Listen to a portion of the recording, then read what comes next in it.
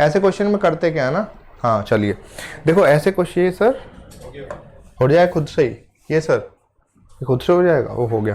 देखो होता क्या है, जैसे आरएल सर्किट है ना, आरएल सर्किट है, इसमें अगर जो भी वोल्टेज आपने अप्लाई किया होगा, इसके अक्रॉस वोल्टेज पूछ रहा है क्या, इसके अक्रॉस वी पूछ रहा होगा, तो यहाँ से पहले करंट निकाल लो आई, और ये भी पता ही है आपको, तो आई की जो इक्वेशन होती है ना यहाँ आरएल में, ये होती है V by R 1 minus e raise to power minus t by tau, और इस टाइप से जाती है इक्वेशन। जैसे t इक्वल टू 0 पे आप देखोगे इसको, t इक्वल टू 0 पे आप देखो तो 0 की वैल्यू कितनी होती है 1 1 में 0, और फिर इन्फानाइट पे देखोगे मैक्सिमम। इस टाइप से इंडक्टर की करंट इंक्रीज होती है ना।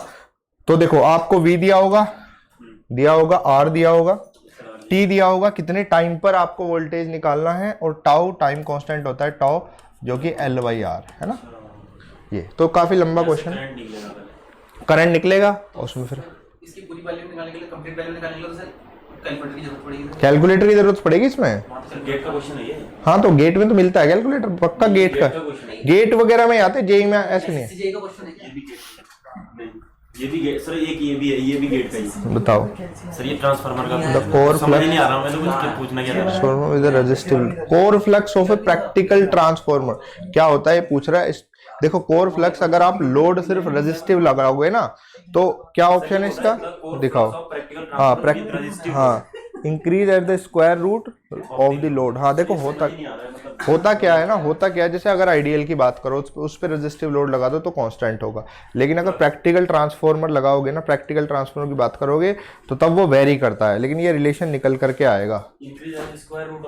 हाँ यही निकल करके आएगा। आपने मशीन पढ़ ली क्या? पढ़ ली है। कितना टाइम दिया ट्रांसफार्मर को, समझ नहीं आ रहा है। और क्या बोल रहे थे अभी आप, कुछ क्वेश्चन और कुछ था क्या? एक क्वेश्चन और भी बोल रहे थे, अच्छा वो पावर वाला ना, वो देख लेना। एक क्वेश्चन लिखो जेई का आया हुआ कल। अब देखो एग्जैक्ट पावर फैक्टर इंप्रूवमेंट का क्वेश्चन है, लेकिन ऐसा नहीं है कि बिल्कुल आपको वही रटी रटाई चीज है। लिखो ये आया है 2019 नहीं 15 में। लिखो an alternator is supplying a load of 300 kilowatt, a load of 300 kilowatt at a power factor of 0.6 lagging. और ध्यान देना ये एक ऑल्टरनेटर है, ठीक है, जो कि सप्लाई कर रहा है 0.6 lagging.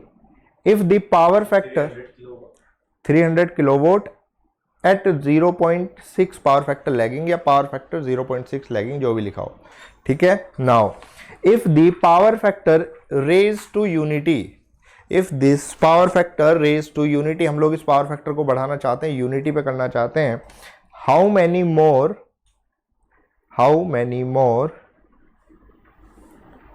kilowatt how many more kilowatt can alternator supply। और ऑप्शन में दे रहा हूं भाई आपको, ये जेई का आया हुआ क्वेश्चन है।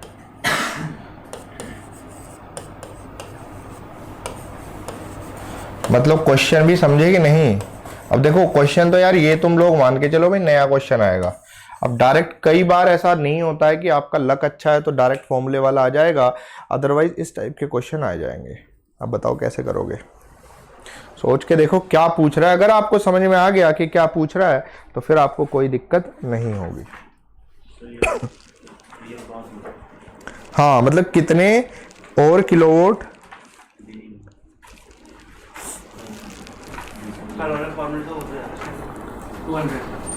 200 कैसे किया? उससे पहले उसकी अपरेंट पावर निकाल दी। हाँ अपरेंट पावर निकाल दी, फिर उसमें से इसको 300 को माइनस कर दिया। बस समझ गए कि नहीं। ये अल्टरनेटर है। जो पहला वाला था जो कल आपको कराया वो कुछ गेम अलग था, उसमें हम लोग लोड का पावर फैक्टर इंप्रूव करते थे, उसमें रियल पावर का कोई चक्कर नहीं होता था। हम पावर फैक्टर इंप्रूव करने के लिए इंजेक्ट करते थे रिएक्टिव पावर। बट यहां चक्कर क्या है, क्या बोल रहा है, ऑल्टरनेटर है। तो ऑल्टरनेटर कितने और एक्टिव पावर दे सकता है अगर आप क्या करो, पावर फैक्टर को इंप्रूव करना चाहो 0.6 तक, ठीक है 0.6 से 1। तो बताओ जरा क्या होगा, क्या क्या दे रखा है इसमें, ये बताओ जरा मुझे। ये बताओ मुझे, ये जो पावर दी हुई है, मैंने आपको बताया था बहुत सिंपल क्वेश्चन आते हैं, फॉर्मूले पे ध्यान देना। ये जो रियल पावर दी हुई है बच्चों, ये कितनी दी हुई है? एस दिया हुआ है, एस नहीं दिया हुआ है, वी आई कॉस फाई दिया हुआ है। कितना? 300 किलोवाट। अभी मैं किलोवाट में नहीं लिख रहा हूं। यहां से बताओ मुझे, क्या वी आई निकल जाएगा? क्या वी आई निकल जाएगा? 0.6। कितना आया ये? 500 ना? ये किलोवाट बोला सर आपने, तो केवी नहीं नहीं, किलोवाट बोला। सुनो मेरी बात, देखो ध्यान से देखो। जो अगर ऑल्टरनेटर का केवी है वो कांस्टेंट रहेगा कि नहीं रहेगा? रहेगा नहीं रहेगा? केवी है वो तो कांस्टेंट रहेगा। वो तो कांस्टेंट रहेगा। तो यही तो हम कर रहे हैं। वी ए यानी वी ए यहां से हम लोग निकाल लें, या के वी ए वो निकाल लिया हम लोगों ने, ठीक है। अब इसका पावर फैक्टर देख लो आप कितना करना चाह रहे हो। नाउ कितना करना चाहते हो आप लोग पावर फैक्टर? तो यानी जो पावर होगी वही तो पूछ रहा है, रियल पावर कितनी देनी होगी? तो 500 और इंटू 1। तो यानी total power unity power factor के लिए कितनी चाहिए होगी? किलोवाट में 500।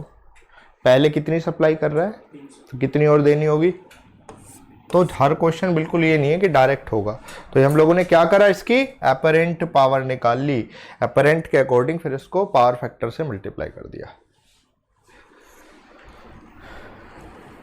भाई आपने ट्रांसफॉर्मर की रेटिंग देखी है कभी? 40 MVA 20 KVA ऐसा कांस्टेंट होती है, वो बदलती है क्या?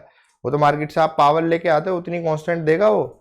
अब उससे आप वोल्टेज ज्यादा ले लो या करंट कम ले लो, जैसा भी करते रहो आप, स्टेप अप या डाउन करो, लेकिन टोटल वोल्टेज और करंट का जो प्रोडक्ट है वो कांस्टेंट रहेगा, वो नहीं बदलेगा। तो बस यही करना है। अगर मैं आपसे बोलता कोई और पावर फैक्टर, सुनो मेरी बात, अगर मैं बोलता कि मुझे 0.6 से पावर फैक्टर 0.8 करना है, तो बताओ कितना और किलोवाट चाहिए होगा? 400 एक्स्ट्रा, है ना? 5 से 400 यानी 100 एक्स्ट्रा। समझ गए? देखो आप एक चीज याद रखा करो यार, S इज इक्वल टू ना P प्लस JQ होता है। एक दो बार आप विश्वास नहीं करोगे, बहुत सिंपल सी चीज है। गेट में 2019 में 2 नंबर का क्वेश्चन आया था, उसने बोला था कोई ट्रांसफॉर्मर है, उसको कितने किलोवाट का, या आई थिंक रिएक्टिव पावर का पूछा था, कितनी रिएक्टिव पावर लोड को और चाहिए कि जो ये आपकी अपरेंट पावर है, देखो ये तो कांस्टेंट रहेगी, मान लो ट्रांसफॉर्मर होगा, तो आप वो बोल रहा था कितनी रियल पावर और लेनी होगी लोड को, तो रियल पावर में आप ऐड कर देते मान लो x। उस टाइप का क्वेश्चन करना चाह रहे हो या बाद में कर लेना, है ना? फिर ये मिक्स हो जाएगा थोड़ा सा, बट आपको फिर ना रियल रिएक्टिव पावर का समझ में आ जाएगा। मुझे थोड़ा ढूंढना पड़ेगा वो क्वेश्चन। ये क्वेश्चन के थ्रू ही बताऊंगा मैं, है ना? क्वेश्चन के थ्रू ज्यादा समझ में आएगा, अभी आप कंफ्यूज हो जाओगे। तो मैं क्वेश्चन देख लूंगा, अभी जैसे आप कुछ लिखना शुरू करोगे ना, बीच में करा दूंगा। मेरा ऐसा कुछ नहीं है कि नोट्स बड़े प्रॉपर है, बीच में मैं कोई सा भी क्वेश्चन जहां से मुझे दिमाग में आया था मैं लिखवा देता हूँ, ठीक है? तो आप अभी कुछ पॉइंट लिख लो, नोट करके लिखो अभी, क्योंकि देखो बीच में क्वेश्चन हो गए। तो हम लोग पावर फैक्टर इंप्रूवमेंट के अंदर चल रहे थे ना, तो पहला मेथड क्या था हमारा? फिक्स्ड शंट कैपेसिटर, है ना? फिक्स्ड शंट कैपेसिटर चल रहा था, तो इसमें एक दो पॉइंट है जो पूछ लेता है, तो बस वो 2-1 पॉइंट लिख लो आप मुझे एक बात बताओ, जरा ध्यान से देखो इधर, जो अभी हमने लगाया fixed shunt capacitor power factor improve करने के लिए लगाया था ना कल, मास्क वैसे हटा सकते हो क्योंकि परेशान हो जाओगे, है ना? कोरोना निगेटिव हूं मैं, ठीक है? हो रहा है मतलब मार कर ये छोड़ के भाग जाता है। देखो फिक्स्ड शंट कैपेसिटर, सुनो इधर, मैंने आपको बताया जैसे लोड था, तो देखो भाई ये लोड को आप पावर फैक्टर इंप्रूव करने के लिए क्या लगाते? कैपेसिटर लगाते। तो इसकी क्या फिक्स होती वैल्यू? C। जब C फिक्स होती तो इसका इंपीडेंस क्या लिखते हो आप? -jXC। ये लिखते हो कि नहीं? नेटवर्क में नहीं पढ़ा? -jXC। अब देखो जब C फिक्स है तो ये भी क्या होगा? इंपीडेंस भी इसका फिक्स होगा, ठीक है? ये भी फिक्स होगा। मतलब कहने का ये fixed shunt capacitor fix degree of compensation provide कराता है। टेक्निकल टर्म हो गई। मतलब देखो कैसे लिखेगा वो ये बोलेगा आपसे इनमें से कौन सा मेथड है जो fix degree of compensation provide कराता है, तो कौन कराता है? Fixed shunt capacitor. लेकिन फिक्स नहीं लिखेगा वो वहां, वो सिर्फ लिखेगा शंट कैपेसिटर। तो क्या लिखोगे पॉइंट में? इट प्रोवाइड्स क्या? Fix degree of compensation, fix लिख लो आप लोग, फिक्स डिग्री ऑफ कॉम्पनसेशन। ठीक है भाई, तो fix degree of compensation provide कराता है। बाद में हालांकि प्रोवाइड भी करा दूंगा कुछ ऐसे कंपैरिजन वगैरह।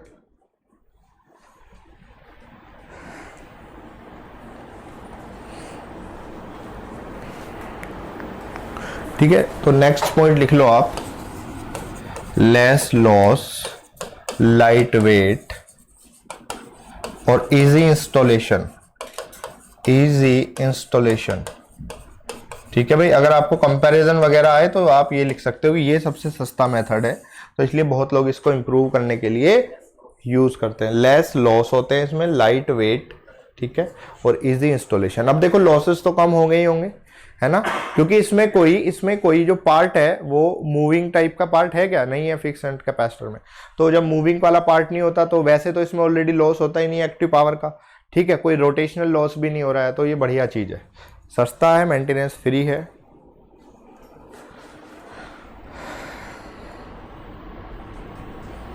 रात बारिश हो गई जबरदस्त है, चाहो तो बंद कर सकते हो इसको। चलो नेक्स्ट लिखो, नेक्स्ट लिखो भाई सेकंड मेथड। ठीक है, second method synchronous condenser. Synchronous condenser, यहां से क्वेश्चन हर बार आता है भाई, ये पूछता है 2-4 चीजें। सिंक्रोनस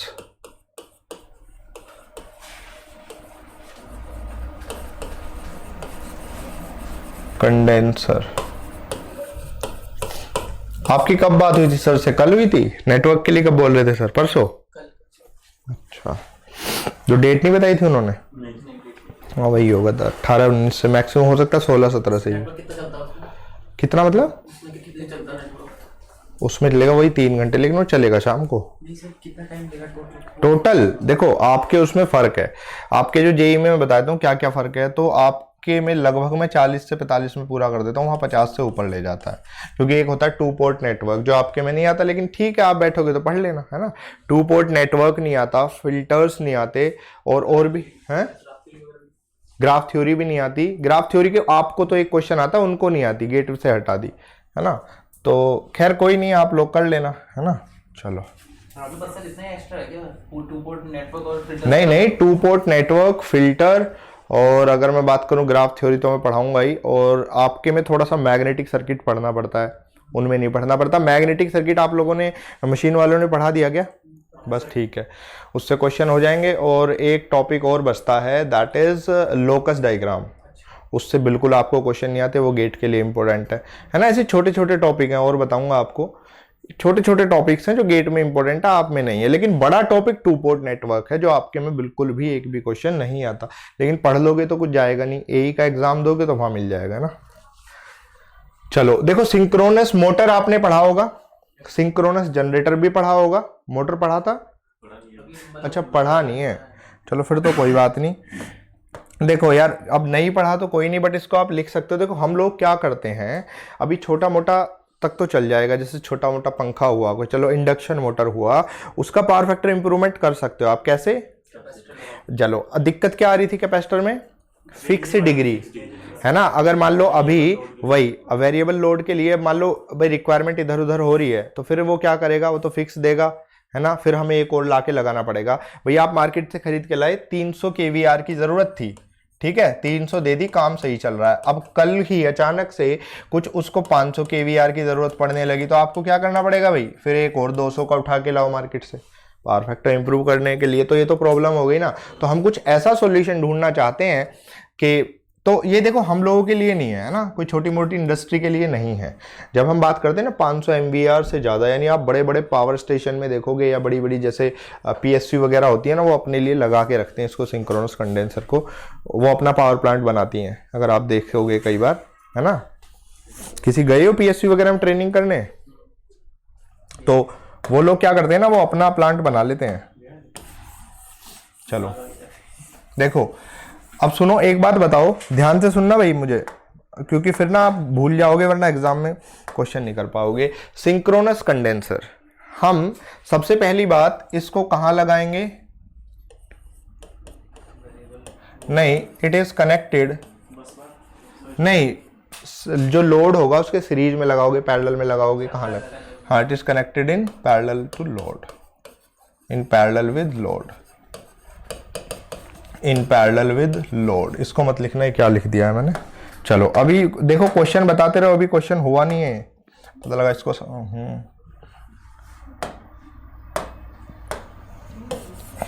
अच्छा ये सही है। सुनो अब मुझे एक बात बताओ, देखो मैं लोड के पैरेलल में लगा के एक डायग्राम सा बना रहा हूं, बट ये लोड है कोई, ठीक है भाई, ये लोड है, इसके अब क्या लगाएंगे हम, क्या लगाने वाले हैं, सिंक्रोनस कंडेंसर लगाने वाले हैं।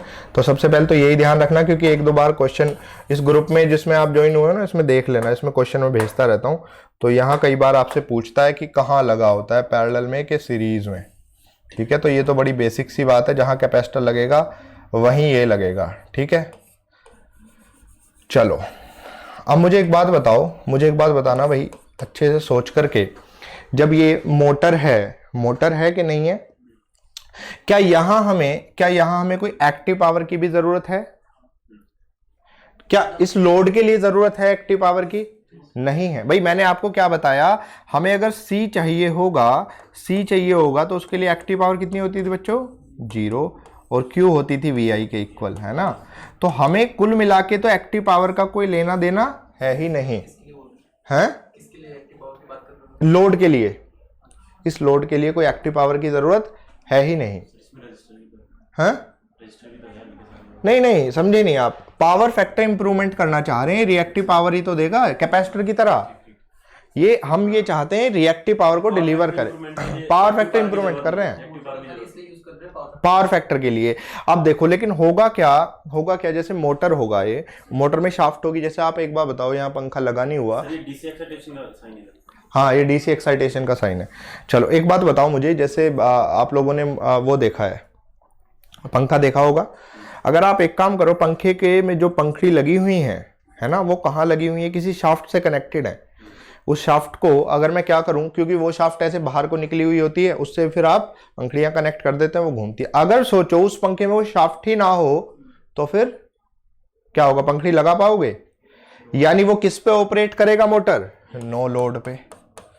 तो नो लोड पे ऑपरेट करेगा, मतलब कहने का विदाउट शाफ्ट एक्सटेंशन, यानी अलग टाइप का मोटर होगा। अगर आप पहचानना चाहो पहचान सकते हो, ये सिर्फ अकेला ऐसा मोटर है इसमें शाफ्ट निकालते ही नहीं है वो। क्यों? आप उससे लोड ना लगा सको। कुछ लोग आएंगे नए नए, ज्वाइनिंग होगी, और लगा देंगे कि यार मोटर है जबरदस्ती खाली घूम ही रहा है, इसमें लोड भी लगा दो। भाई नहीं बढ़ाना उसका लोड, उसको हम एज ए जनरेटर यूज कर रहे हैं जो रिएक्टिव पावर सप्लाई कर रहा है। समझ में आ रही है बात? तो क्या बोलेंगे, विदाउट शाफ्ट। देखो ये सब पॉइंट ऐसे ही नहीं लिख रहा हूं मैं, सब पूछे गए हैं और पूछता रहेगा। विदाउट शाफ्ट एक्सटेंशन यानी नो लोड पे, देखो या तो पूछेगा नो लोड पे या पूछेगा आपसे विदाउट शाफ्ट एक्सटेंशन यानी। और देखो ये कौन सा मोटर है? सिंक्रोनस मोटर है। हाँ इट इज यानी सिंक्रोनस कंडेंसर के बारे में लिख रहा हूं। इट इज ओवर एक्साइटेड, कल मैंने लिखा भी था कौन से पावर फैक्टर पे काम करता है। It is an over excited synchronous motor. अब बताओगे जरा किस पावर फैक्टर पे काम कर रहा होगा? ऑपरेटिंग, सारी चीजें पूछी हुई जितने भी लिख रहा हूं, operating at leading power factor.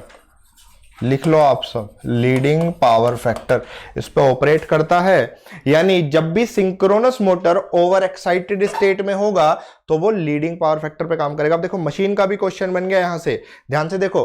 अगर सिंक्रोनस मोटर, ध्यान से सुनना पहले, अंडर एक्साइटेड होगा तो वो लैगिंग पावर फैक्टर पे काम करेगा। फिर से सुनना, अगर सिंक्रोनस जनरेटर ओवर एक्साइटेड पर काम करेगा तो वो लैगिंग, उल्टा।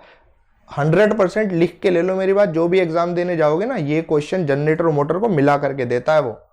यानी मोटर इसका जनरेटर का एकदम उल्टा होगा।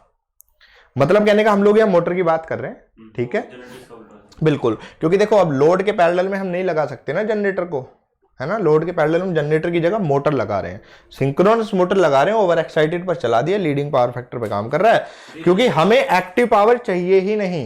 ये लैगिंग पावर देगा ना, लैगिंग देगा, ऑपरेशन लीडिंग पावर फैक्टर पर काम करेगा। देखो सुनो, एक डायग्राम और होता है, वैसे मैं बना देता हूं। हाँ ये यहां छोड़ दूं इसको, देखो एक डायग्राम होता है, आप लोगों ने मशीन पढ़ी नहीं है अभी तो इसलिए मैं नहीं लिखा रहा, वी कर्व्स होते हैं। चलो मैं बना देता हूँ, आप लोग जब मशीन पढ़ोगे देख लेना थोड़ा सा। देखो ये ना 2 कर्व होते हैं, चलो मैं इनको ही बना रहा हूँ। देखो सारी इंफॉर्मेशन ले लो क्योंकि इससे क्वेश्चन 100% चांस है, तो कुछ भी पूछेगा तो आप लोग रेडी रहोगे, है ना। आप लोग उतना लिखो जो लिखा हुआ मैं कर्व बना रहा हूँ, बाद में लिख लेना।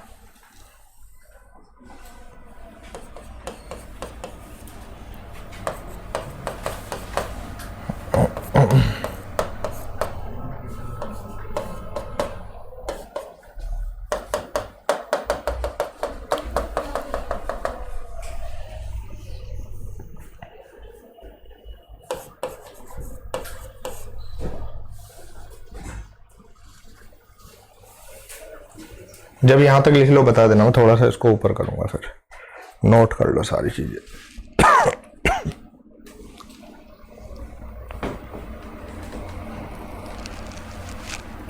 और ये हमेशा कहां लगा होगा, जनरेटर साइड या लोड साइड? हमेशा लोड साइड, लोड के पैरेलल में। घुमाता फिराता रहता है लेकिन आपको समझ में आ जाएगा क्वेश्चन।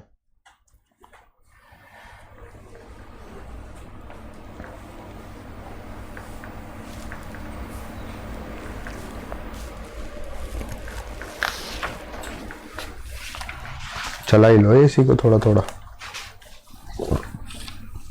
और ये डायग्राम में चाहो तो डीसी एक्साइटेशन भी दिखा देना भाई, ये पूरा। ये एक्साइटर वगैरह जानते हो ना, 2 चीजें होती हैं। देखो 2 चीजें होती हैं जनरेटर में, एक्साइटर और प्राइम मूवर। प्राइम मूवर जो घूमता है वो उससे, यानी प्राइम मूवर को में अगर आप कुछ बदलाव करोगे तो एक्टिव पावर में बदलाव होगा, वहीं अगर एक्साइटेशन में कुछ बदलाव करोगे तो रिएक्टिव पावर में बदलाव होगा, ध्यान रखना। हाँ मतलब कहने का पावर फैक्टर में रिएक्टिव पावर में बदलाव होगा अगर आप एक्साइटर को छेड़ोगे। देखो होता क्या है जनरली, वैसे मैं तुम्हें प्रोटेक्शन में बताऊंगा। अगर मान लो ऐसे क्वेश्चन पूछा जाता है किसी जनरेटर का, सुनो ये होता क्या है ना, ये जनरेटर ही होता है वैसे, किसी जनरेटर का प्राइम मूवर फेल हो गया, अगर प्राइम मूवर फेल हो गया, ऐसे समझो ये प्राइम मूवर है, ऐसे भाई ये जनरेटर है, ठीक है, ये जनरेटर है, इससे प्राइम मूवर से टरबाइन कनेक्ट होगी। अगर इसका प्राइम मूवर, देखो नॉर्मल कंडीशन में, ध्यान से देखना भाई, नॉर्मल कंडीशन में ये दोनों पावर डिलीवर कर रहा होगा, कौन कौन सी, एक्टिव और रिएक्टिव। लेकिन अगर मान लीजिए इसका प्राइम मूवर फेल हुआ तो करेगा क्या पता है, सिर्फ कौन सी, रिएक्टिव पावर डिलीवर करेगा, यानी एक्टिव पावर वापस लेने लगेगा। अब बताओ एक्टिव पावर कौन वापस लेता है, मोटर, तो ये मोटर बन जाएगा। दूसरी बात, अगर इसका एक्साइटर फेल हुआ तो देखो, अब फिर से बना रहा हूं मैं, यानी नॉर्मल कंडीशन में दोनों डिलीवर कर रहा होगा, लेकिन अगर इसका एक्साइटर फेल हुआ तो ये एक्टिव तो देता रहेगा, रिएक्टिव लेना स्टार्ट कर देगा। समझ में आ गई बात, रिएक्टिव लेना स्टार्ट कर देगा बाहर से। तो ये अब क्या बन जाएगा, फिर क्या बन जाएगा, जनरेटर ही है लेकिन एक टाइप का रिएक्टिव पावर वापस लेने लगा, लेकिन ये उससे बिल्कुल अलग है, ठीक है, इसको रिएक्टिव पावर देना है बस। तो करना क्या है इसमें, चलो, या इसको E लिख सकते हो, डायरेक्टली प्रोपोर्शनल टू IF भी लिख सकते हो, मतलब फील्ड करंट है। तो इसको थोड़ा सा इधर कर दूं क्या, यहाँ पे ऐसा है, लिख लिए क्या ऊपर वाले पॉइंट, नहीं लिखे हैं, कहाँ तक लिखे हैं बताओ, यहाँ छोड़ दूं, बस ठीक है।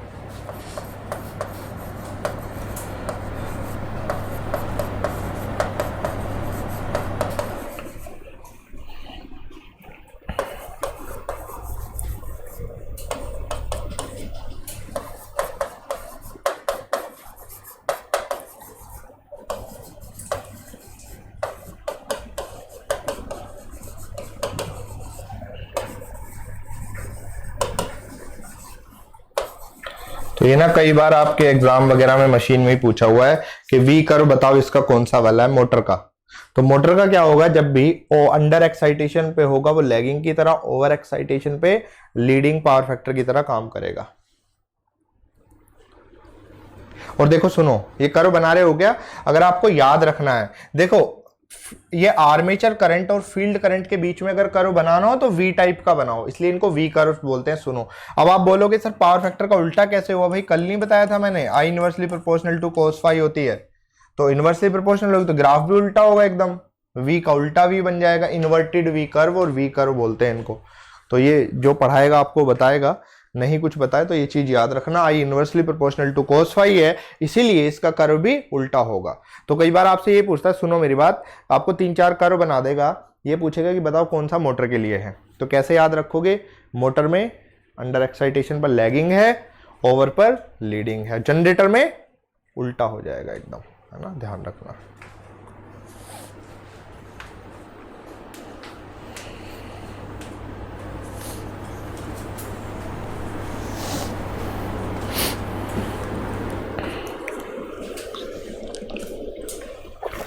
यहाँ बारिश सही होती है, आपके इधर है जबरदस्त?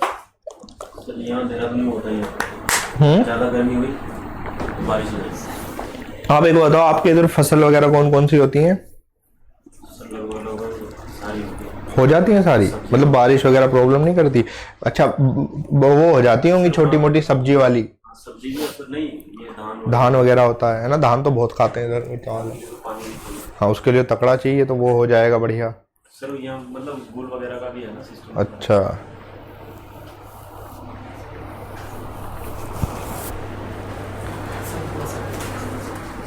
इसको इधर कर दूं? ये बताओ, समझ में आ रहा है? बढ़िया, स्पीड तो नहीं लग रही है? तो ये थोड़ा सा और बढ़ा सकते हैं स्पीड को? ठीक है ना।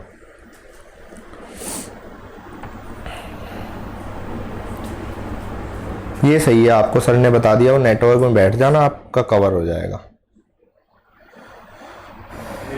हाँ, गेट वाले में बैठना, कोई दिक्कत नहीं होगी, सब समझ में आएगा, क्योंकि मैं गेट और एसएससी को मिला करके भी पढ़ा चुका हूँ कई बार।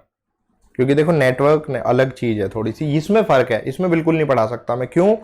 क्योंकि यहाँ से यहाँ कम से कम 20 क्वेश्चन कराता हूँ मैं पावर फैक्टर इंप्रूवमेंट में गेट वालों को। अब तुम्हें नहीं करा सकता, क्योंकि तुम्हें नहीं पूछेगा वो, है ना। यहाँ हर तरीके कराता हूँ। रिएक्टिव पावर की रेंज जितनी है तो बताओ पावर फैक्टर क्या होगा, रिएक्टिव पावर, अगर पावर फैक्टर की रेंज जितनी है तो बताओ लो और हाई कौन सा पावर फैक्टर होगा। जबरदस्त वाले क्वेश्चन। लेकिन ये है, अगर आप लोग, आप पे डिग्री है, अगर आप गेट वाला बैच ज्वाइन करोगे तो कर लेना, बहुत कुछ सीखने को मिलेगा। क्योंकि पावर सिस्टम वहाँ बिल्कुल अलग पढ़ाया जाता है। Economic load dispatch, power system stability, fault अच्छे से पढ़ाया जाता है। यहाँ नहीं है उतना। यहाँ तुम्हारा फोकस क्वेश्चन होते हैं ज़्यादा यूटिलाइजेशन वगैरह पे, हालांकि वो भी इतने नहीं आते। देखो, यूटिलाइजेशन वगैरह ना, मैं फिर बोल रहा हूँ, अपनी आप में इतनी मोटी मोटी 2 बुक हैं, लेकिन जितना पढ़ाऊँ उतना पढ़ना, उससे ज़्यादा उसे पढ़ने की ज़रूरत नहीं है। क्योंकि जैसे डिप्लोमा में आपने पढ़ा होगा ना पूरे सेमेस्टर, ये हीटिंग, वेल्डिंग, स्पॉट वेल्डिंग, ये वो, इतना लिमिटेड पढ़ाऊंगा आपको, उन्हें में काम हो जाएगा। क्योंकि अगर आप इसको भी देखोगे, डिप्लोमा में आपने पढ़ा है, डिग्री में, ये भी अपने आप में पावर फैक्टर इंप्रूवमेंट भी 10-15 पेज का चैप्टर होता है। लेकिन अब आज के टाइम में जितना मैंने बता दिया, आप सारी चीज़ें जानते होगे। आप चाहे पेज पलट के देख लेना, आपको सब कुछ पता होगा। चलो देखो, हाँ, जो इसमें ये लोड लगा हुआ है ना, जिसका हम पावर फैक्टर इंप्रूव कर रहे हैं, हाँ, एक्टिव पावर तो सर ये वहां से लेगा, लोड सप्लाई से, बस रिएक्टिव पावर इधर से ले लेगा। तो रिएक्टिव पावर मतलब प्रॉब्लम क्या थी, हम लोग इसीलिए इसमें कंफ्यूजन नहीं करते हैं। विदाउट शाफ्ट एक्सटेंशन, ये पॉइंट लिखना तो नहीं चाह रहे हो, ये पॉइंट लिखना चाह रहे हो तो लिख सकते हो, वैसे ऐसे ही लिख लो, ये वैसे ऐसे ही लिख सकते हो, ऐसे लिख लिया ना विदाउट, क्योंकि ये क्वेश्चन स्टेटमेंट में पूछेगा, मैं इसलिए लिखा नहीं रहा हूं। देखो, हम लोग करते क्या, मैं आपको बता दूं जनरली, जैसे ये मोटर लगा हुआ है, कोई आए आके देखे कि इधर यार लगा हुआ है, तो उससे बाहर शाफ्ट निकालते नहीं है हम। कोई सोचे यार, एक बात तो बताओ, कोई चीज जबरदस्ती खाली घूम रही है तो लॉस भी तो होंगे, है ना। ऐसा नहीं है कि इसमें रोटेटिंग मैकेनिज्म की जरूरत नहीं पड़ती है, बिल्कुल पड़ती है, रोटेट करता रहता है, लेकिन एक छोटा सा पार्ट इतना रोटेट करेगा, उसको बाहर क्यों निकालना तुम्हें, है ना। तो और लॉसेस बढ़ाओगे तुम, बस शाफ्ट को बाहर नहीं निकालते हैं, तो इसीलिए बोल देते हैं इसको नो लोड पे ऑपरेट कराते हैं। दूसरा क्वेश्चन कैसे पूछेगा कि synchronous condenser is a synchronous motor under no load, ऐसे भी पूछता है। दूसरा पूछेगा synchronous condenser is a synchronous motor operating at leading power factor. Synchronous condenser is a, क्या बोलेगा, synchronous motor operating under over excitation state. 3-4 चीज हो गई, समझ में आ गई। मैं क्वेश्चन इसमें आप देखोगे मिल जाएंगे, 1-2 और भेज दूंगा। चलो, तो ये चीज समझ में आई, है ना। लिखो, इसमें 1-2 पॉइंट ये और लिख सकते हो। Synchronous condenser are built, synchronous condenser are built in large units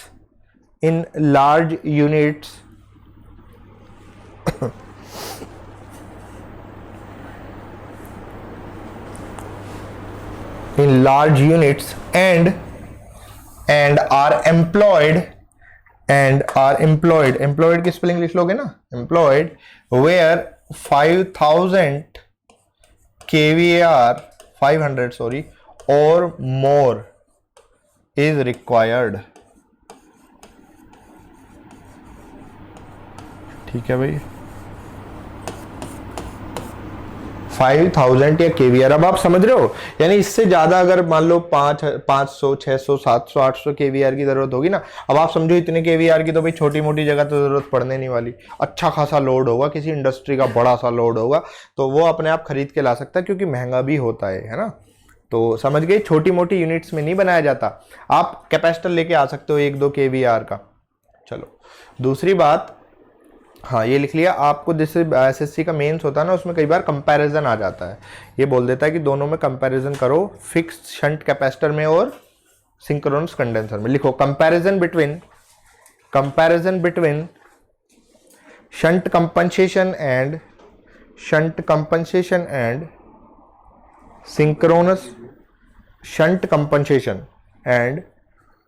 synchronous face modifier. ये भी नाम है इसका। कभी आपसे पूछने लगे सिंक्रोनस फेस मॉडिफायर क्या है? एक सिंक्रोनस मोटर है जो कि नो लोड पर चल रहा है। कंडेंसर भी यही है ना? हाँ बिल्कुल, सिंक्रोनस सुनो, कंडेंसर यही है, सिंक्रोनस फेस मॉडिफायर भी यही है, और मोटर भी यही। सिंक्रोनस मोटर तो है ही, है ना। अब सुनो, कंपैरिजन में आप दो साइड ऐसे बना लो जैसे करते होगे अपने डिग्री में, और ऐसे पूछते होगे इसे भाई एक पॉइंट बता दे बाकी मैं बना लूंगा। ऐसे नहीं लिखते थे। यहाँ क्या लिखोगे? फिक्स शंट कैपेसिटेंस, या शंट क्या लिखा है मैंने? कंपनसेशन। ऐसे लिख लो बस, शंट कंपनसेशन। और दूसरा सिंक्रोनस फेस मॉडिफायर, जो भी लिखा है दोनों तरफ लिख लो, सिंक्रोनस फेस मॉडिफायर।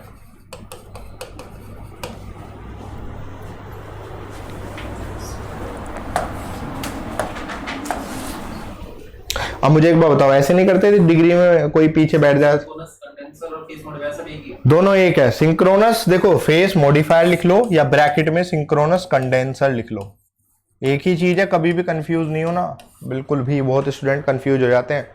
ठीक है, तो आपको करना क्या है इसमें, आपको करना क्या है, दो चीज देखो। कई बार ऐसे नहीं होता डिग्री में, जैसे पॉइंट पूछ लेते थे, भाई एक पॉइंट इसका बता दे, इसका मैं खुद बना लूंगा। तो बस ऐसे ही है। कॉस्ट किसकी कम होगी? और इसका क्या लिखोगे आप? Cost is high. तो वही तो, क्या हुआ सर, कुछ दिक्कत है? अच्छा इसको हटाना, इसको जंक वाले को हटाना, इसको जंक वाला नहीं आ गया है। हाँ क्रॉस कर दो। हाँ ठीक है, हो रही है सर। ठीक है भाई, तो इसका क्या लिखोगे? Cost is high. ठीक है। दूसरा, क्या एक बात बताओ, स्टार्टिंग मैकेनिज्म की किसमें जरूरत पड़ेगी? इसमें, बिल्कुल सही। इसमें कोई स्टार्टिंग मैकेनिज्म नहीं होता, आप सप्लाई से कनेक्ट कर दो, शुरू हो जाएगा। No starting mechanism is required, no starting mechanism is required. इसमें क्या लिखोगे आप? स्टार्टिंग मैकेनिज्म इज रिक्वायर्ड, वो बस लिख लोगे आप, है ना। Starting mechanism is required. Sir इसमें क्या स्टार्टिंग मैकेनिज्म क्या चाहिए? वो मोटर है, मोटर के लिए फ्लक्स बनाना पड़ता है, एक्साइटर का ध्यान रखना पड़ता है, कितनी आपको रिएक्टिव पावर चाहिए, उसके लिए पूरा एडजस्टमेंट करना पड़ेगा। ये तो बिल्कुल फिक्स है, ये fix degree of compensation provide कराएगा। वो वेरिएबल है। अब वेरिएबल है तो देखो, सुनो मेरी बात ध्यान से, अगर चाहो तो इसको भी लिख लेना। इसका सिंक्रोनस फेस मॉडिफायर का हम लोग पावर फैक्टर कैसे बदल रहे हैं, सुनो इधर। मैंने बताया आपको जो ई है, इसका जो एक्साइटेशन है वो पावर फैक्टर के डायरेक्टली प्रोपोर्शनल है, फील्ड करंट के प्रोपोर्शनल है। अब आप बताओ, अगर एक्साइटेशन चेंज करोगे तो पावर फैक्टर चेंज होगा, तो पावर फैक्टर चेंज होगा तो मतलब फाई चेंज होगा, तो मतलब क्या, साइन भी चेंज होगा। साइन भी तो चेंज होगा जब cos फाई चेंज होगा, तो जब साइन चेंज होगा तो रिएक्टिव पावर भी चेंज होगी। तो ये स्टार्टिंग मैकेनिज्म हो गया ना, हर उसके लिए आपको बदलना पड़ेगा, एक उस पर सेट करना पड़ेगा आपको एक्साइटेशन। ठीक है।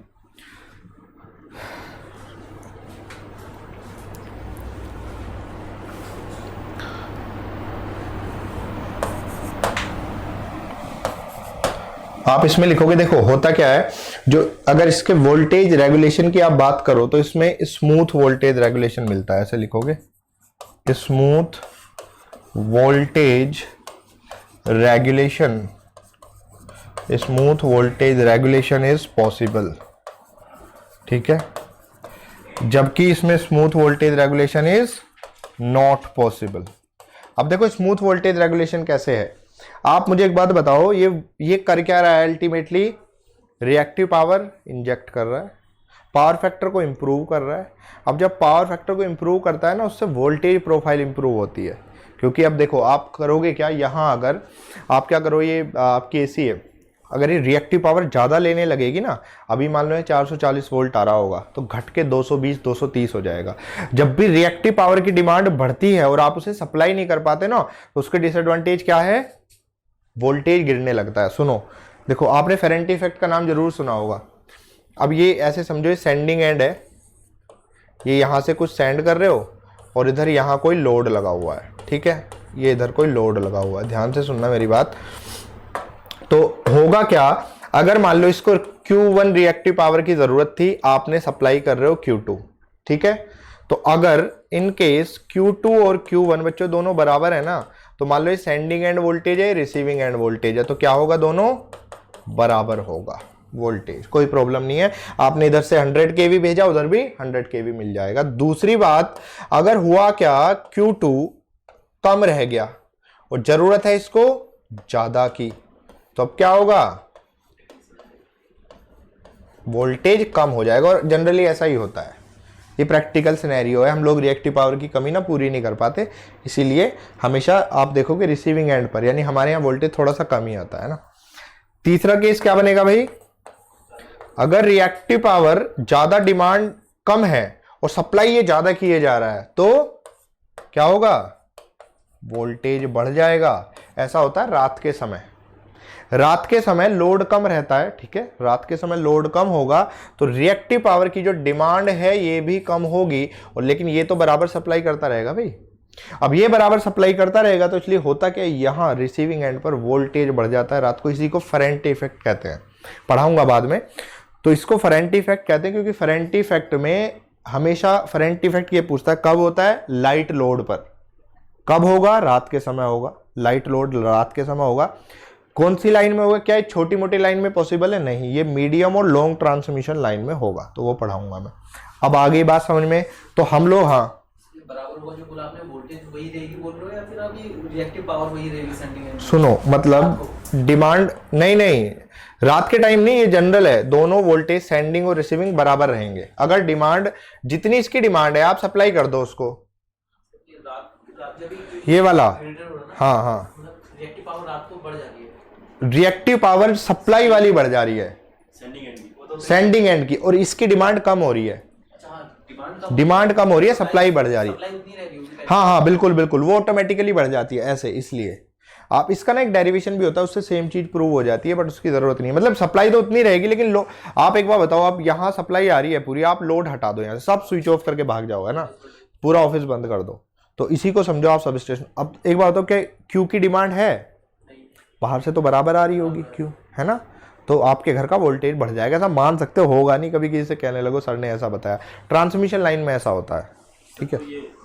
इसका दूसरा कारण और है, ट्रांसमिशन लाइन में ऐसा क्यों होता है, क्योंकि आपने पढ़ा होगा ट्रांसमिशन लाइन बनते हैं भैया कैपेसिटर, ये कैपेसिटर भी सप्लाई करते रहते हैं क्यू, एक तो उधर से आ रहा है जनरेटर का, प्लस ये सप्लाई कर रहे हैं, ये किसी से रुकते नहीं है। ये कैपेसिटर जो बन गया, आप एक बार बताओ, दो बिजली के तार हैं जा रहे हैं, इनके बीच में एयर है, ये चार्ज प्लेट है। अब जब चार्ज प्लेट है, जो कैपेसिटर बन गया सो बन गया, हवा का डाइलेक्ट्रिक कांस्टेंट तो नहीं बदलेगा, एप्सिलॉन नहीं बदलेगा, तो जो बन गया सो बन गया, यानी जितनी भी कैपेसिटर बन गई वो क्यू सप्लाई फिक्स रेट पे करती रहेगी। ये हमारे हाथ में नहीं है कंट्रोल करना, तो हम कुछ रिसीविंग एंड पे सोचेंगे, कर सकते हैं, एक इंडक्टर लगा दो, जितनी ये जनरेट करेगा उतना उसे खा जाएगा, ये खत्म, शंट रिएक्टर। वो सब पढ़ाऊंगा, अच्छे से पढ़ाऊंगा। दूसरी बात देखो, ऐसा इसीलिए हम बोलते हैं, आप लोग, मैंने क्या बोला, एक चैप्टर पढ़ाऊंगा पैरामीटर्स ऑफ ट्रांसमिशन लाइन। क्यों पढ़ते हैं हम पैरामीटर को, इसीलिए पढ़ते हैं कि भैया एक कैपेसिटर जो बन रहा है इसकी वैल्यू तो पता हो, कितनी वैल्यू का बन रहा है, तभी तो आप रिएक्टर लगाओगे उधर, तो चलो लिख लो, ज़्यादा चीज़ हो जाएंगी वरना है। जो लूप निकलता है, लूप निकलता है, सी निकलता है, C 2 pi epsilon R upon L N D upon R, calculate करते हैं। Loop inductance, loop capacitance. हाँ, लूप इंडक्टेंस, लूप कैपेसिटेंस नहीं बोलते हैं, लूप उसको लाइन कैपेसिटेंस बोलते हैं। लूप इंडक्टेंस और लाइन कैपेसिटेंस दोनों चीजें अलग अलग हैं, पर हाँ वो सही बोल रहे हो आप जो बोल रहे हो। तो ये लिख लिया स्मूथ वोल्ट। Q2 अभी ज्यादा है सर रात के समय में। हाँ सर जो सोर्स की जो है एक्टिव पावर, हाँ हाँ, मतलब सोर्स की समझ लो, मैंने उसमें इंक्लूड कर दिया है कैपेसिटर वाली भी। VR उस समय ज्यादा हो गया। हाँ, रिसीविंग एंड पर ऐसा होता है। सुनो, यही तो प्रॉब्लम है फेरेंटी इफेक्ट की। अगर आप यहाँ से 200 केवी भेजोगे ना, तो रात के समय आप पाओगे इधर 250 केवी हो गया है। ये मैथमेटिकली एक उसमें प्रूव भी करूंगा आपको, एक क्वेश्चन भी कराऊंगा ईएस में आया हुआ सिंपल सा, आपको खुद दिखाऊंगा। इधर से उसने भेजा है शायद 400 केवी और इधर 500 केवी मिलेगा आपको, क्वेश्चन में देखना। इसका मेन रीजन क्या है? कैपेसिटेंस, ये जो कैपेसिटेंस बन रहे हैं। अब आप एक बार बताओ, क्या ये खतरनाक नहीं है ऐसा होना? बिल्कुल है। आपने जो है ट्रांसफार्मर लगा रखे होंगे, हो सकता है वो 200 MVA 200 KVA के लगा रखे हो, तो गया, उसका रेटेड ही नहीं है उतना, तो कितना नुकसान हो जाएगा इस चीज से, है ना। चलो ये समझाऊंगा अच्छे से, अभी इतना आप नोट कर लो। तो मेरा मेन मोटिव था बताने का स्मूथ वोल्टेज रेगुलेशन। जो प्रोफाइल है देखो, ऐसे समझो, मान लो मुझे ये वोल्टेज मेंटेन करना है, तो यहाँ अगर आप इससे वोल्टेज करोगे ना, ये क्या बनाया मैंने, अच्छा, तो इससे ना ऐसे फ्लक्चुएशन आके ये कांस्टेंट मिल जाता है, लेकिन इससे जो प्रोफाइल है ना वो ऐसे ऐसे टाइप से यूं मिलती है, मतलब बहुत टाइम बाद जाके सेटल होगी कहीं, लेकिन ये बहुत जल्दी से सेटल हो जाता है। ऐसे यहीं बना लो बल्कि इसको, तो समझ गए। यानी इससे वोल्टेज तो सेटल होगा, लेकिन बहुत फ्लक्चुएशंस आएंगे, और जब फ्लक्चुएशंस आएंगे तो ट्रांजिएंट आएंगे। फ्लक्चुएशंस को ऐसे समझो, इस लाइट को आप 8-10 बार बंद कर दो, लाइट तो जलेगी लेकिन चांस पूरे रहेंगे फूकने के। ट्रांजिएंट इसी को बोलते हैं, है ना, स्विचिंग ट्रांजिएंट बोलते हैं इसको। जब भी फ्लक्चुएशंस आए ना ऑन ऑफ करने से, तो उसको बोलते हैं स्विचिंग ट्रांजिशंस।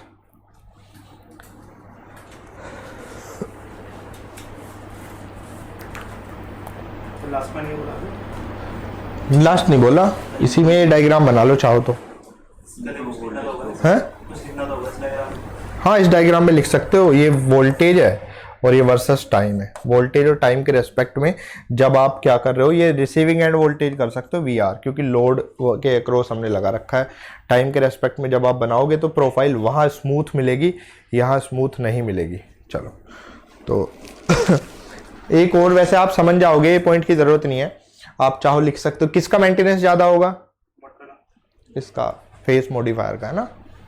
इसका ये लिख सकते हो 4th पॉइंट में, it requires more maintenance.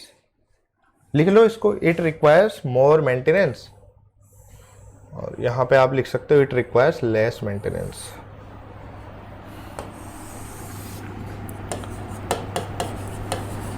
More maintenance, और यहां पर लेस मेंटेनेंस।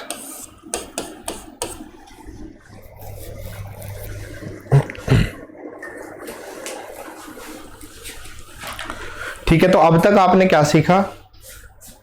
जो फिक्स कैपेसिटर था उसकी क्या प्रॉब्लम थी? सर वेरिएबल लोड के लिए नहीं यूज कर सकते थे, fix degree of compensation provide कराता है। तो फिर हम लोगों ने पढ़ा क्या? Synchronous face modifier. ये क्या है सिंक्रोनस फेस मॉडिफायर, बस ये बता दो। Over excited synchronous motor operating under no load. ठीक है, ये आप डेफिनेशन लिख सकते हो कहीं अगर आपको पूछा गया तो। ओवर एक्साइटेड, क्योंकि देखो हर चीज रटने की जरूरत नहीं है भाई। मान लो एग्जाम में बैठे हो, क्या है? Over excited synchronous motor operating under no load condition. ये परफेक्ट स्टेटमेंट होगा। चलो, एक चीज आपने हो सकता है नाम सुना हो ना सुना हो, एक और होता है फेस एडवांसर। सुना है क्या? अब देखो इसकी क्या जरूरत है एक्चुअली।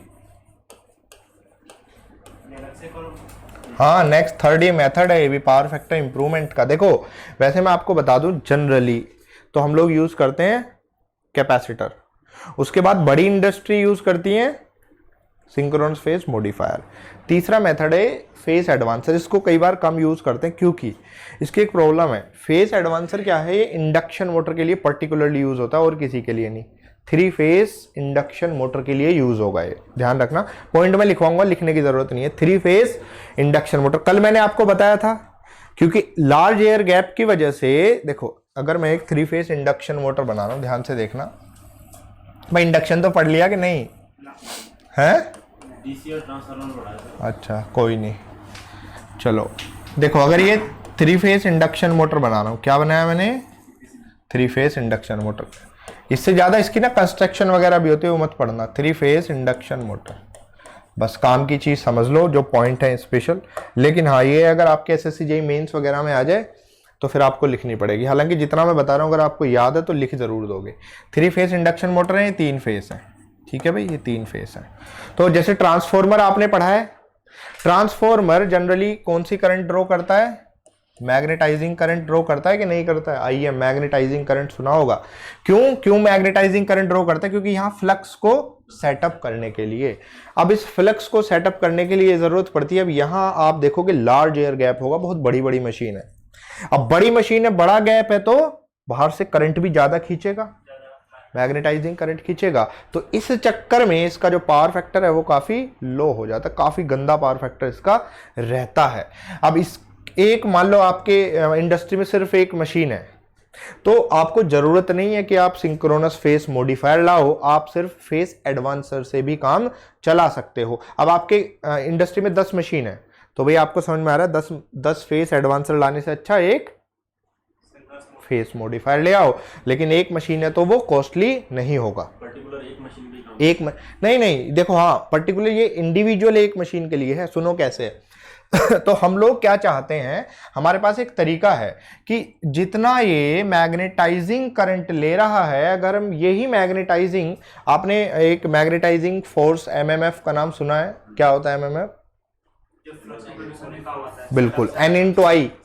तो हम लोग बस वही करते हैं। ये जो रोटर है ना, ये जो रोटर है, लेकिन इसकी भी प्रॉब्लम है। जो आप स्लिप रिंग मोटर होता है ना, ये सिर्फ उसी में काम आता है। एक और होता है आपका स्क्वायरल केज, उसमें होता क्या, उसमें रोटर से टर्मिनल नहीं निकले रहते, शॉर्ट रहते हैं आपस में क्रॉस, तो वहां ये काम नहीं करता। तो इसलिए बोल रहा हूं इसकी डिसएडवांटेज है। एक ही जगह काम आएगा, स्लिप रिंग में होगा क्या, वहां 3 ये निकले रहते हैं टर्मिनल। तो हम लोग क्या करते हैं, वहां से यहां ये होता है एक्चुअल में फेस एडवांसर। ये कहां कनेक्ट करते हैं इसको, ध्यान से देखते रहो, क्वेश्चन यही पूछेगा कि face advancer is always connected eight rotor terminal. करता क्या है फेस एडवांसर, यहां से देखिए, ये फेस एडवांसर में नंबर ऑफ टर्न्स होंगे, और ये मान लो कोई करंट है IM, और मान लो नंबर ऑफ टर्न्स है N, तो ये क्या प्रोवाइड कराएगा, N×IM। यानी जितना MMF इसको चाहिए हो रहा है ना, वो ये अप्लाई कर देगा। तो बाहर से सिर्फ क्या लेगा फिर, active power. Power factor improvement हो गया कि नहीं? अच्छा, एक चीज और बता दो बस मुझे, आपने पढ़ा नहीं है, रोटर साइड में फ्रीक्वेंसी कितनी होती है, S×F। देख रहे हो, इन्होंने पूरी मेहनत कर रखी है। किस दिन ऐसा ना हो आप लोग कॉल कर रहे हो, क्या नाम है आपका? प्रवीण, कहाँ हो? कि भाई मैं तो इधर जेई बन गया हूँ, आप लोग देख लो क्लास का। घर में सर ये बेसिक सी चीजें, ये हाँ देखो, बेसिक सी चीजें हैं। सुनो, होता क्या आपके जेई में बेसिक चीज, ये आ ही जाता है। देखो यही आ जाते हैं, यही सीखा है हमने, बाकी जो एग्जाम आता है वो नहीं सीख पाए। नहीं सही है। देखो, बेसिक सीखना जरूरी है। कई बार आपको ऐसा मिलेगा 55-60% नंबर है डिग्री में, लेकिन ES बन गए, है ना, PSU निकाल दिया, 60% मिनिमम होता है 65, तो PSU निकाल दिया, जेई बन गए, क्योंकि उन लोगों ने वैसे रटाया नहीं सीखा, लेकिन काम की चीज, कॉन्सेप्ट को सीखा, और वही काम भी आएगा आपके थ्रू आउट द लाइफ। तो यहाँ जो रोटर की जो फ्रीक्वेंसी होती है स्लिप इनटू F होती है। जो F कौन सी है, सप्लाई फ्रीक्वेंसी, S लिख सकते हैं, FS जो है सप्लाई फ्रीक्वेंसी है, ठीक है, स्टेटर फ्रीक्वेंसी है। तो ये आपके काम की चीज है। इस पे कई बार डायरेक्ट क्वेश्चन आते हैं कि नहीं आते हैं, कि कितनी स्पीड होगी, तो लिख लो, बनाओ ये डायग्राम बनाओ। यहाँ से वो आता है सबसे ज्यादा। हाँ, यहाँ से सबसे ज्यादा क्वेश्चन आते हैं इंडक्शन मोटर, स्टेटर फ्लक्स हाँ, रिस्पेक्ट टू रोटर, वो भी आते हैं। सर 3-4 क्वेश्चन ऐसे हैं सर, बिल्कुल फिक्स हैं, गेट तक में, गेट, ES, SSC जेई की स्पीड कितनी होगी, रिलेटिव नहीं है, आ जाएगा वो समझ में। सिंपल सी चीज है, रिलेटिव वाली। अगर आप इंडक्शन मोटर को ऐसे एक पटरी की तरह समझोगे, समझ में आ जाएगा।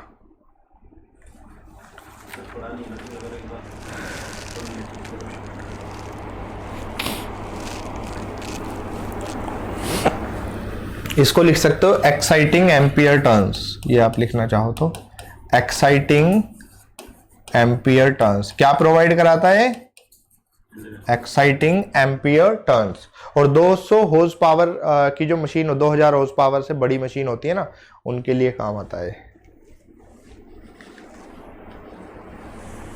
और वैसे सुनो, कई बार आपको देखोगे ना, जो रोटर है, रोटर के टर्मिनल ऐसे एग्जैक्ट शॉर्ट नहीं मिलते हैं, मतलब कि ओपन नहीं मिलते हैं, वैसे वो उसको आपको ओपन करना पड़ेगा, है ना, करके तब 3 टर्मिनल निकाल के लगाना पड़ेगा।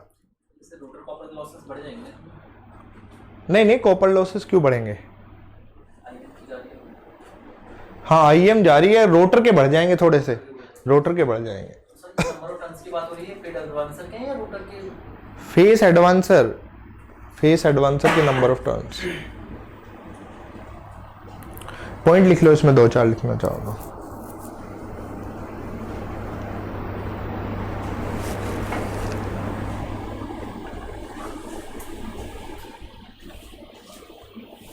फ्लक्स उतना ही बनाएगा सर।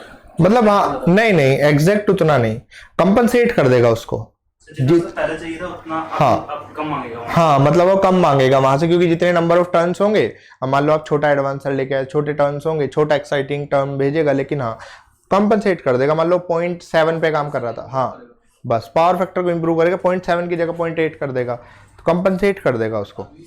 बहुत लेगा ये। लेगा, देखो वो तो लेगा ही लेगा, उसको नहीं छोड़ेगा वो, क्योंकि असली सोर्स उसका यही है ना, क्योंकि वो तो एक्टिव पावर के साथ मिलके मिक्स होके आएगी आएगी। तो आप लिखो कुछ पॉइंट करके। नंबर 1, इट इज ए, मतलब फेस एडवांसर में, it is AC exciter, it is a AC exciter connected with rotor. It is AC exciter connected with rotor and provide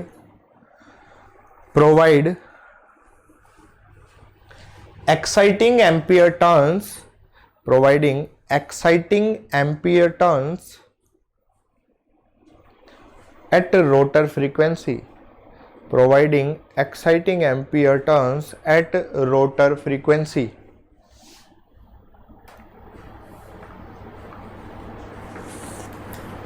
next point लिखो, ये इंपॉर्टेंट पॉइंट है, यहीं से पूछी जाएंगी चीजें। It improves the power factor of induction motor.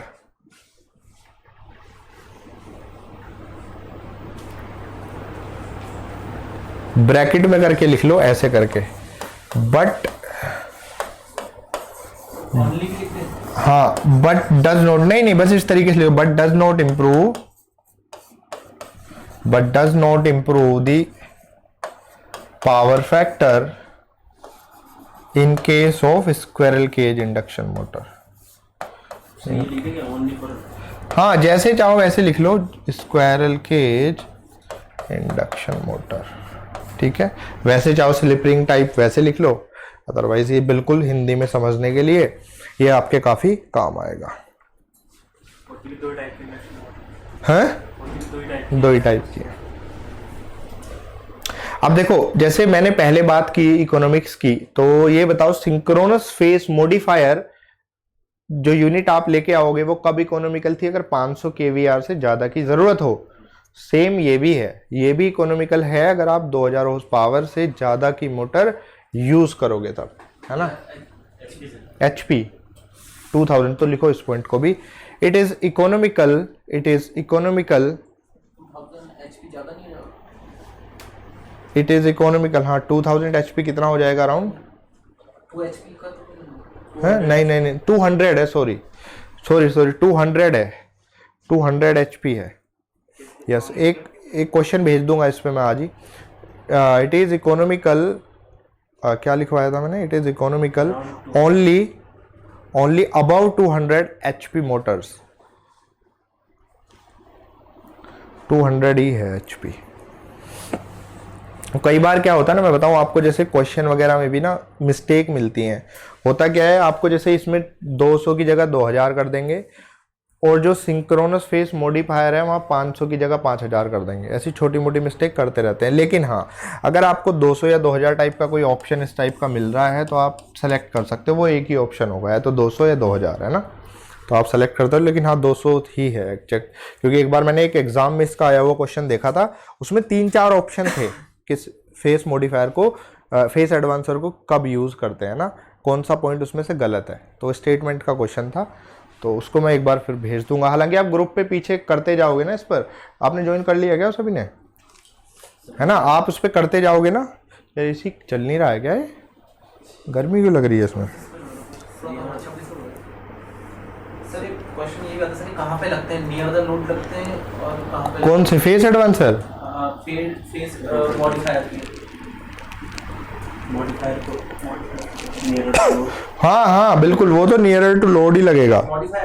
Modifier बिल्कुल nearer to load के बराबर में जस्ट। इसका क्यों नहीं हो रहा है? टेम्परेचर कम करना है एक बार, बहुत गर्मी लग रही है। और मैं क्या कह रहा था आपसे?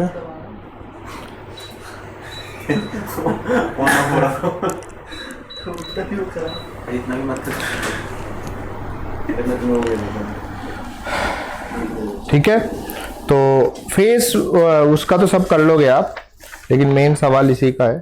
ठीक है, हमेशा ध्यान रखना नियरर टू लोड ही लगेंगे, नियरर टू लोड ही लगेगा, चाहे शंट कैपेसिटर हो चाहे ये हो, हमेशा लोड के पास ही, है ना, नियर द लोड। कंडेंसर भी लोड के पास नहीं, दोनों चीजें लोड के पास, लोड से अलग उनका कोई मतलब नहीं। आप इतना रिएक्टिव पावर क्यों, देखो सुनो, अगर आप लोड से दूर लगा दोगे तो फिर प्रॉब्लम क्या होगी, फिर तो बीच में ऐसे ही जो ये कैपेसिटर्स हैं इनकी भी फिर रिएक्टिव पावर ऐड होके आएगी, जो हमारे कैलकुलेशन में है ही नहीं। मान लो यहाँ से यहाँ तक की रिएक्टिव पावर का हमें पता ही नहीं है। ठीक है, हाँ दोनों, ये तो बिल्कुल एकदम रोटर से शॉर्ट होके लगेगा, इसमें तो पूछेगा ही नहीं वो ऐसे। लेकिन एसिंक्रोनस फेस मॉडिफायर में बोल रहे हो, पूछता है। अब सही आ रहा है, गर्मी सी लगी। अब देखो सुनो, ये चैप्टर आपका खत्म हो गया। ठीक है, पावर फैक्टर इंप्रूवमेंट। नेक्स्ट आप डालो पावर जो प्लांट है ना आपके, सर जो रिएक्टर वगैरह आते हैं वो किसमें आएंगे? वो आगे आएंगे। देखो वैसे एक चीज आप लिख सकते हो, मैं आपको एक काम की चीज लिखा दे रहा हूँ, ये वैसे बाद में आएंगी बट फिर भी देखो 2-4 चीज हैं। होता क्या है, 3-4 चीजों से रिलेशन है आपका। देखो सुनो, और बहुत कंफ्यूजिंग रहता है, पावर सिस्टम पढ़ लेते हैं ना जो अपने टाइम पे, हम भी थे, बड़ा कंफ्यूजन रहता था। सारी की सारी चीजें हैं देखो, और आप पहले पॉइंट को समझ लो, फिर इसी तरीके से नोट कर लेना। देखो आपसे ये पूछेगा कई बार कि शंट कैपेसिटर कहाँ यूज करते हैं, और दूसरी चीज मैं क्या बोल रहा हूं, शंट रिएक्टर कहाँ यूज करते हैं। ठीक है, अभी समझना, क्योंकि अगर रटोगे तो कभी नहीं इसमें प्रॉब्लम होगी। दूसरी बात आपसे पूछता है कि सीरीज कैपेसिटर कहाँ यूज करते हैं। ठीक है भाई, सीरीज कैपेसिटर कहाँ यूज करते हैं और सीरीज रिएक्टर कहाँ यूज करते हैं। इन चारों में लगातार कंफ्यूजन स्टूडेंट को मैंने देखा है, पूरा पावर सिस्टम पढ़ा दो बना रहता है, तो फिर इसलिए मैंने शुरू में ही ये चीजों को ऐड करके चलता हूं। आपको हो सकता है अभी चीजें ना समझ में आए, लेकिन आप जब वापस से नोट्स पढ़ोगे तो ये एकदम टिप्स पे होगा आपके। सुनो, शंट कैपेसिटर किस लिए लगाया, अभी अभी शंट तो पढ़ लिया, टू इंप्रूव पावर फैक्टर, और कहां लगेगा, हमेशा लोड के शंट में। बताओ इसके बारे में है आइडिया, शंट रिएक्टर? हाँ, टू न्यूट्रलाइज, ऐसे टू न्यूट्रलाइज क्या, फेरेंटी इफेक्ट। ठीक है, अभी अभी बता दिया ये भी मैंने थोड़ा सा, फेरेंटी इफेक्ट। चलो अभी आप इनको ही नोट करना, इनको बाद में लिखूंगा वैसे मैं। सुनो एक बात बताओ मुझे, आपको क्वेश्चन ना कई बार घुमा फिरा के आता है, ये पूछता है, देखो असल में मैंने अभी अभी क्या बताया आपको, जब हम इंप्रूव पावर फैक्टर कर रहे हैं तो इनडायरेक्टली हम वोल्टेज की प्रोफाइल इंप्रूव कर रहे हैं। तो मतलब अगर मैं ये बोलूं कि ये इंप्रूव करता है, ये इंप्रूव करता है वोल्टेज प्रोफाइल को। ठीक है, ध्यान से सुन लेना भाई, क्वेश्चन जैसे पूछेगा मैं हर तरीके से उसको मोड़ के पूरा मैं नोट्स बना के लाता हूं कि कुछ प्रॉब्लम हो ही ना, दिमाग ना लगाना पड़े। शंट रिएक्टर क्या काम करता है, ये भी वोल्टेज प्रोफाइल को इंप्रूव ही करेगा, इंप्रूव वोल्टेज प्रोफाइल। लेकिन आपको यहां भी वो दिमाग लगाता है, एग्जामिनर ऐसे पूछता है, विच ऑफ द फॉलोइंग, सुनो मेरी बात, which of the following is use to improve the voltage profile under loaded condition. Which of the following element is use to improve the voltage profile under loaded condition. ये हाँ, shunt reactor नहीं होगा, ये shunt capacitor बच्चों loaded condition में लगाया जाता है। अभी तो देखा आपने लोड लगा हुआ है, देखो सुनो लोड नहीं है उस किसके पैरेलल में लगा लोगे आप इसे, लोडेड कंडीशन, बिल्कुल। और ये मैंने अभी बताया था आपको फेरेंटी इफेक्ट होगा ही जब जब लोड नहीं होगा, बस कम होगा उसको नो लोड ही बोलते हैं, अंडर नो लोडेड कंडीशन, या कुछ भी लिख लो अंडर नो लोड। ऐसा समझ में आ गया, पहले इतना नोट करो, कुछ भी कंफ्यूजन हो अभी पूछो पर नोट करो, फिर इनको बाद में भी लिखता हूं मैं। और ये बहुत बहुत इंपॉर्टेंट है, जितनी चीजें मैं बोल रहा हूं ये तुम देख लेना, क्वेश्चन यहीं से मिलेंगे सारे के सारे। अच्छा एसएससी का वो आंसर शीट आ गई, दिया था आप लोगों ने, कितना कितना रहा, नहीं बता दो कोई नहीं, शर्मा नहीं, कितने कितने फिर भी कोई बात नहीं, 90 के आसपास हैं। देखो शुरू के टर्म में ना अगर 90 ले आ रहे हो कोई प्रॉब्लम नहीं है। अभी पढ़ाई क्या है आपने, रीजनिंग वगैरह का तो आपने भी दिया था, आपने बता क्यों नहीं रहे हो, ठीक है चलो। अभी तो पढ़ाई क्या है, किस में यार, रीजनिंग को मत छोड़ना, देखो देखो रीजनिंग को मत छोड़ना, रीजनिंग को मत छोड़ना, उस सिलेक्शन में दिक्कत ये। और जीएस वगैरह तो आराम से हो जाती है। रीजनिंग में देखो टारगेट रखना 45 अबव, 45 अबव बोल रहा हूं मैं, सिलेक्शन में वरना दिक्कत हो जाएगी। 45 अबव रखना, देखो इधर भाई 45 अबव जितना आप इधर बढ़ा लोगे ना प्लस, मैं मान के चल रहा हूँ अराउंड 25 आपके जीएस में कितना हो गया टोटल मिला के, 70 हो गया ना। अब आप देख लो करीब 90 आपको टेक्निकल करना पड़ेगा जब आप सेफ हो।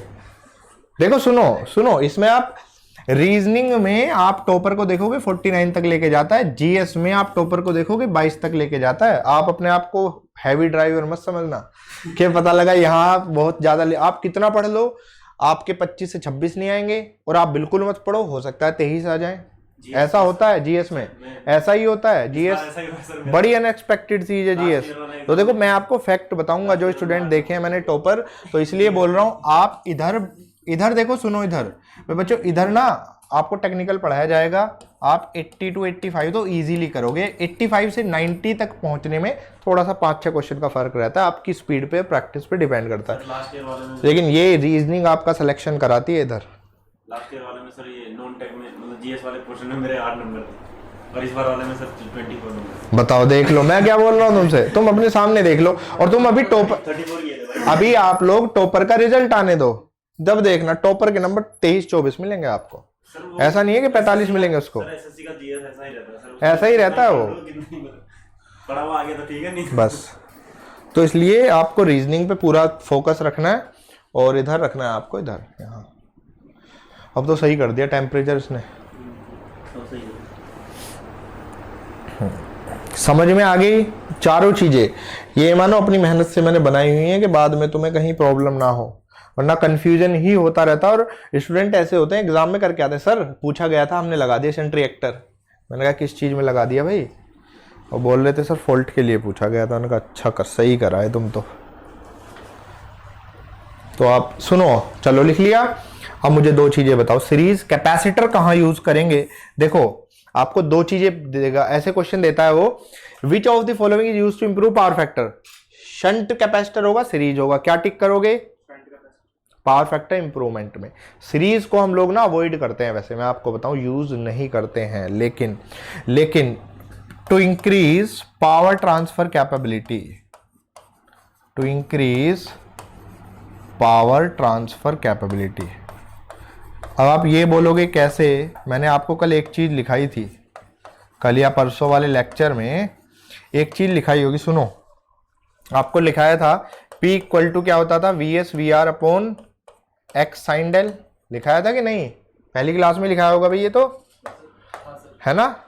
चलो अब आप देखो ये कब था, जब यहाँ इस तरीके का सीन था ना, ये इंडक्टर लगा हुआ था। अब आप क्या करो, इसके सीरीज में कैपेसिटर लगा दो। तो इसकी वैल्यू मान लो J2 है, इसकी वैल्यू -J1 होगी, तो ये अल्टीमेटली क्या होगा, तो P बढ़ जाएगा, है ना, बढ़ेगा कि नहीं बढ़ेगा, तो इंक्रीज पावर ट्रांसफर कैपेबिलिटी। अब ऐसा नहीं है कि पावर ट्रांसफर कैपेबिलिटी बढ़ाने का ये मात्र एक तरीका है, बहुत सारे तरीके हैं, इसको हम यूज नहीं करते हैं। इसको हम यूज नहीं करते, that is not practically use, क्योंकि इसमें वोल्टेज में फ्लक्चुएशंस बहुत क्रिएट कर देता है सीरीज कैपेसिटर। यूज क्या हो सकता है, बस ये पूछ। यूज हो सकता है बिल्कुल, यूज करते हैं। हाँ, लेकिन यूज करते नहीं, क्योंकि इसके मैं आपको कम से कम 8 से 10 मेथड बताऊंगा पावर ट्रांसफर कैपेबिलिटी को इंप्रूव करने के, जब हम ट्रांसमिशन लाइन पढ़ेंगे, ठीक है भाई, तो तब आपको सिखा दूंगा। No practical use. हाँ, ब्रैकेट में लिख लो नॉट प्रैक्टिकली यूज, बिल्कुल लिख लो इसको, क्योंकि अगर आपको ऐसा कुछ ऑप्शन आए ना विच ऑफ द, ये भी आया हुआ है कि विच of the following not practically use, तो सीरीज कैपेसिटर इजंट। अब मुझे कोई सीरीज रिएक्टर का बताओ। करंट को लिंक करने के लिए। हाँ,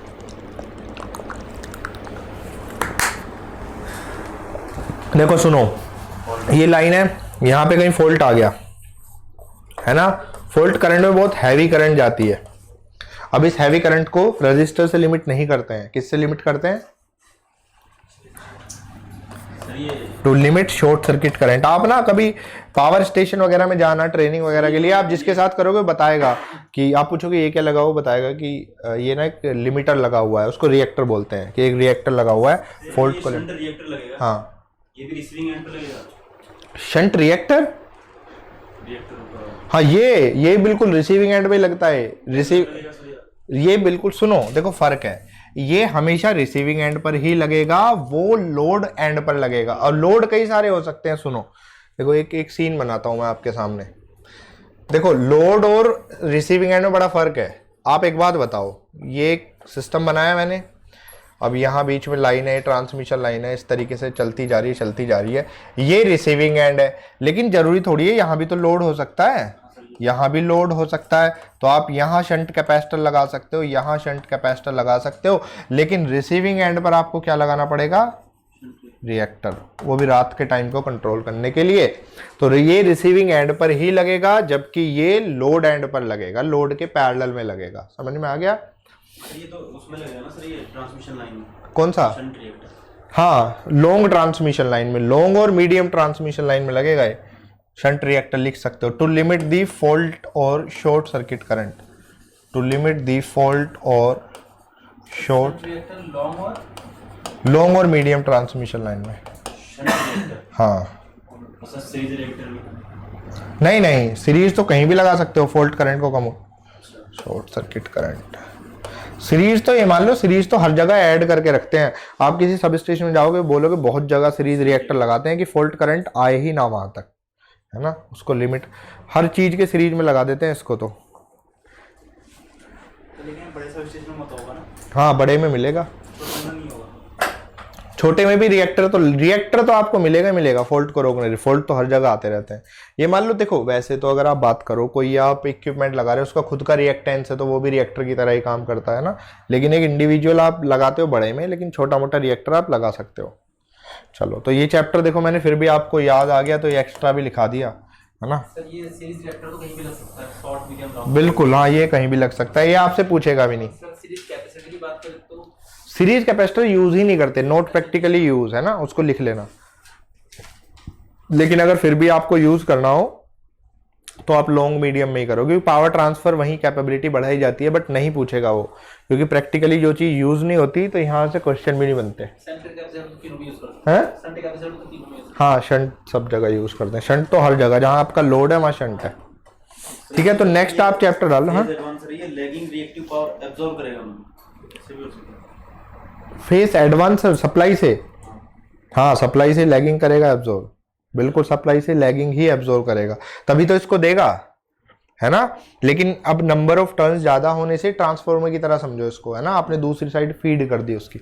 नेक्स्ट आप डालो इकोनॉमिक्स ऑफ पावर सिस्टम, या एक काम करो, इकोनॉमिक्स ऑफ पावर सिस्टम नहीं डालना। देखो वैसे आपके सिलेबस में इकोनॉमिक कंसिडरेशन लिखा हुआ है, या ऐसे लिख लो, variable load on power systems, variable load on power system. ये हिलता है कई बार, डर सा लगता है।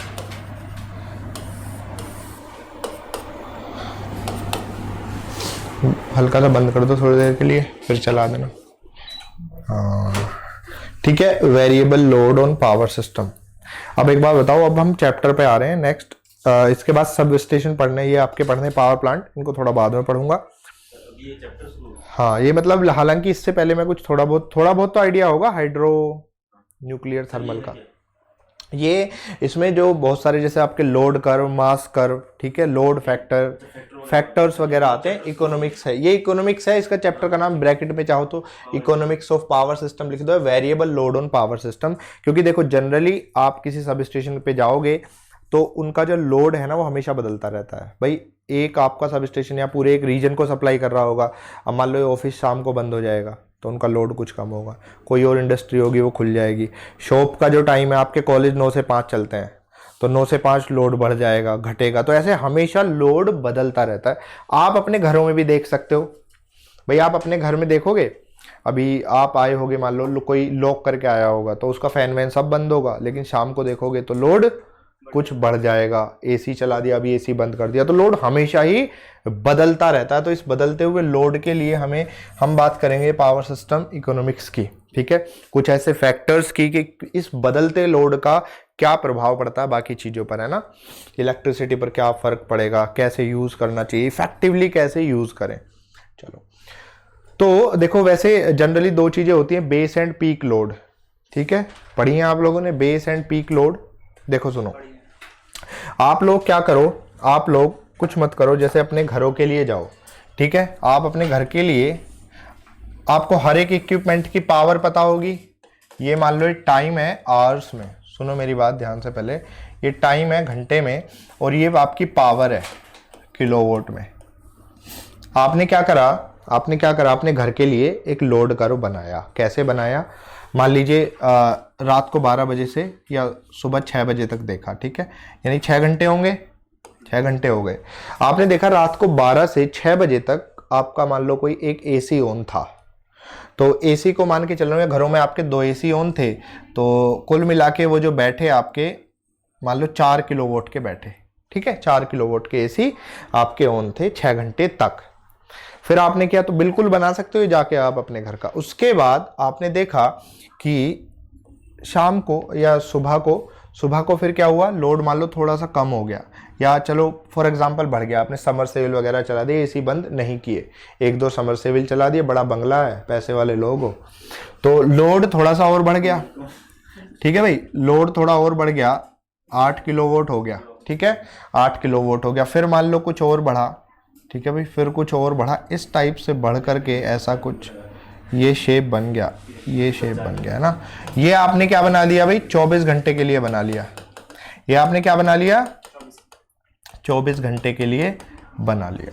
अब ये 24 घंटे के लिए बना लिया, ये मान लो 2 वैल्यू अलग अलग हैं, चलो ठीक है, तो इसको क्या बोलते हैं हम, लोड कर्व, ठीक है, क्या बोलते हैं इसको, हालांकि मैं ये बाद में बताऊंगा आपको पूरा, लोड कर्व बोलते हैं इसको, लोड कर्व यानी लोड के लिए जो आप कर्व बनाओगे उसको लोड कर्व बोलेंगे। इसका फायदा क्या हुआ, देखो सबसे पहले इसका फायदा ये हुआ सर कि हमें हमारे घर का पीक पता चल गया, और मान लो ये टाइम दोपहर 12 बजे से 3 बजे तक का था, ठीक है, 12 PM से 3 PM तक का था, वो आपको पता है 3 घंटे के लिए, कोई बात नहीं, आपको पता चल गया कि सर हमारा जो पीक लोड है वो 10 किलोवाट का है और कितनी देर के लिए जाता है, 3 घंटे के लिए जाता है, तो इसको क्या बोलोगे आप, पीक लोड। आप एक बात बताओ भाई, पीक लोड, क्या इसमें और पीक नहीं है भाई, ये भी तो पीक ही है, लेकिन मान लो 6 बजे से 12 बजे तक आ रहा है, लेकिन मैक्सिमम पीक कब आ रहा है, 12 से 3 तक। तो अगर मैं एक लोड कर्व की बात करूं ना, ऐसे लोड कर्व एक रैंडम सा बना दूं, देखो इस टाइप से बना दूं, ऐसा एक लोड कर्व बना दूं, तो इसका पीक लोड कौन सा होगा, ये वाला। ऐसे तो बहुत सारी पीक है, ये भी एक ऊंची सी है, ये भी है, लेकिन हमें देखना मैक्सिमम वाला, ठीक है, तो ये मैक्सिमम जो होगा ये क्या होगा, पीक लोड। अब आप बात करो बेस लोड की, बेस लोड क्या होगा, मतलब कांस्टेंट, ये समझो एवरेज वैल्यू, अभी बाद में निकालना सिखाऊंगा। मान लो आपने इसका एवरेज कैलकुलेट करा और यहां कहीं लाई करा, ठीक है, ये एवरेज लोड है, मान लो आप एवरेज निकाल सकते हो एरिया अपॉन बेस से, वो अभी बाद में सिखाऊंगा। तो आपने देखा कि हमारे घर का जो लोड है वो मान लो ये कहीं कुछ वैल्यू आई, पी कुछ एक्स वैल्यू आई, आपने देखा कि या 4, 5, 6 ऐसा कुछ आया कि इससे कम तो आपके घर का लोड हो ही नहीं रहा किसी भी हालत में। ठीक है, सबसे कम ये नहीं है, ये बेस नहीं है। बेस क्या है? जो एवरेज वैल्यू आएगी। ठीक है, चलो तो दो चीजें हुई आपके पास, एक बेस लोड, एक पीक लोड। एक बेस लोड, ये बताओ क्या समझ पाए? ये चीज है क्या? अभी बाद में लिखवा दूंगा ये सब चीजें, ये लिखवाऊंगा सब, जब बोलूंगा तब लिखना। ये बताओ क्या समझ पा रहे हो? क्योंकि लिखना इश्यू नहीं है, हैं? समझ पा रहे हो? बेस कौन सा लोड है? एक एवरेज लोड है जो यहाँ का आप इसका चेक करोगे तो ये इंस्टीट्यूट कब से, सुबह से लेके 8 बजे तक खुलता होगा, लेकिन रात को तो बंद रहता है पूरी रात। अब एक बार बताओ, ऐसे थोड़ी है इसका लोड जीरो हो जाएगा, एवरेज कुछ तो होता है भाई। ऐसे समझो, मान लो ये पूरे दिन खपत करता है 12 किलोवाट की, सुबह से शाम तक, रात को बंद रहता है, तो रात को बंद रहा प्लस 0/24 घंटे, तो इसका कितना है लोड? 0.5 किलोवाट, है ना? समझ गए, है ना? एवरेज, तो ये बेस है इसका। समझ में आ गई बात? एरिया अपॉन बेस से निकाल सकते हो, यानी एवरेज वैल्यू वो बेस है। अब प्रॉब्लम क्या है, देखो एक चीज बताओ मुझे, जैसे अगर मैं बात करूं, वैसे तो लोड कर्व के बारे में वहां आपको लिखाऊंगा, ये सब क्वेश्चन पूछे जाते हैं कि जो लोड कर्व है, लोड कर्व है उसकी जनरल शेप कैसी होती है, ये क्वेश्चन पूछा गया है आपको। हालांकि मैं बाद में फिर बताऊंगा। ये बताओ, इसलिए मैंने सबसे पहली शेप कैसी ली है? कैसी शेप दिख रही है? ये ट्रायंगुलर है, रेक्टेंगुलर। तो ये ध्यान रखना भाई, जेई में 2-3 बार पूछा गया है कि लोड कर्व की शेप कैसी होती है? रेक्टेंगुलर।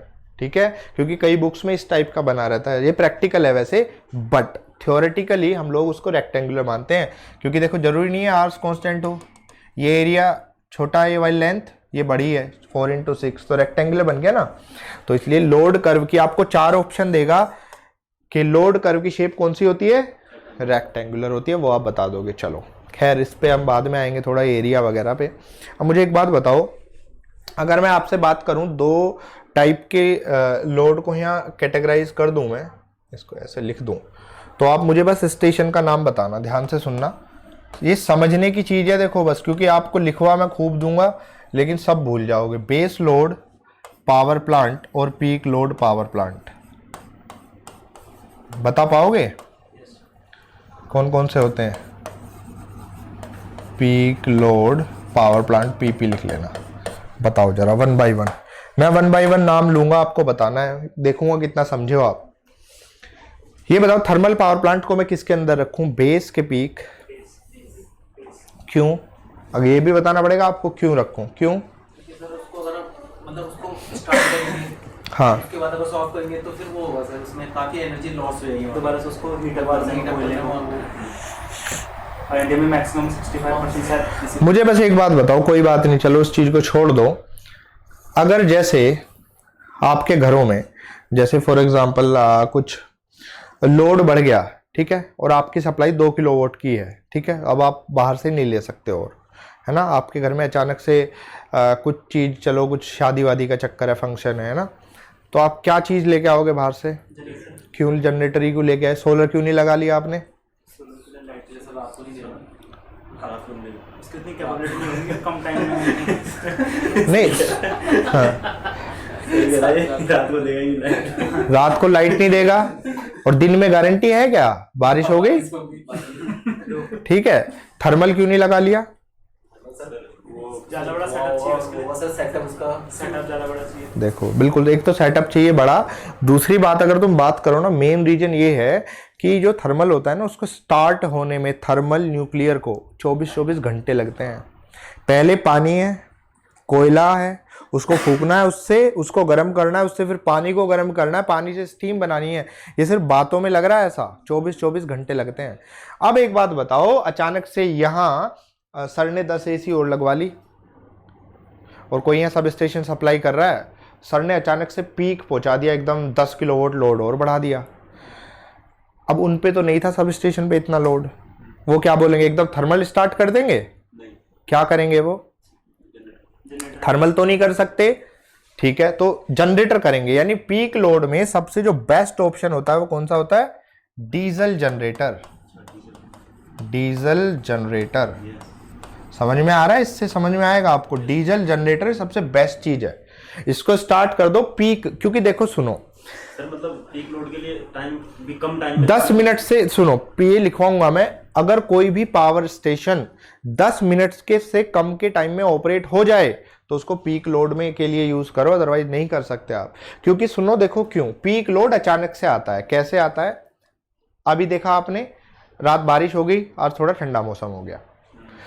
कल कितना लोड आएगा किसी को नहीं पता, नहीं पता, लेकिन हम उसको यूज कर सकते हैं। जो लोड कर्व मैंने बनाया ना, इसका यही फायदा है।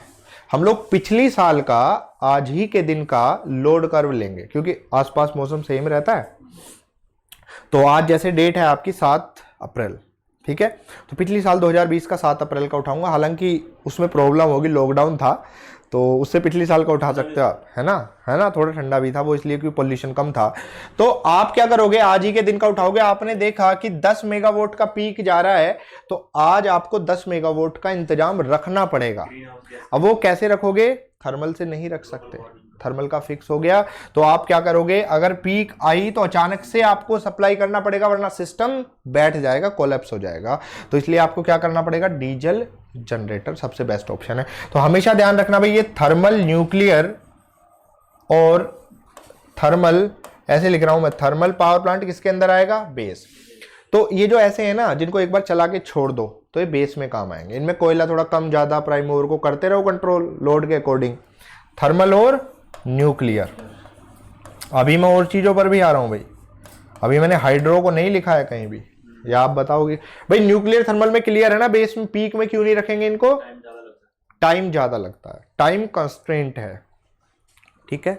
चलो तीसरा भी हाइड्रो बताओ। हाइड्रो पे तो आप बिल्कुल, न्यूक्लियर में बराबर रिएक्शन करानी पड़ती है, जबरदस्त टाइम। देखो जहां पानी को स्टीम बनानी है ना, वहां टाइम लगता है भैया। आप अपने घर में कुकर में ही देख लो, आप कितना 1-2 लीटर पानी रखते हो, उसमें 5-10 मिनट तो लग जाते हैं ना, हजारों लीटर पानी होता है, सोच के देखो। अब मुझे हाइड्रो का बताओ, ध्यान से इसलिए बोल रहा हूं, समझो ज्यादा, लिख चाहे बाद में लेना। अगर मैं हाइड्रो को दोनों तरफ लिख दूं तो कोई दिक्कत तो नहीं किसी को? दिक्कत है तो बताओ।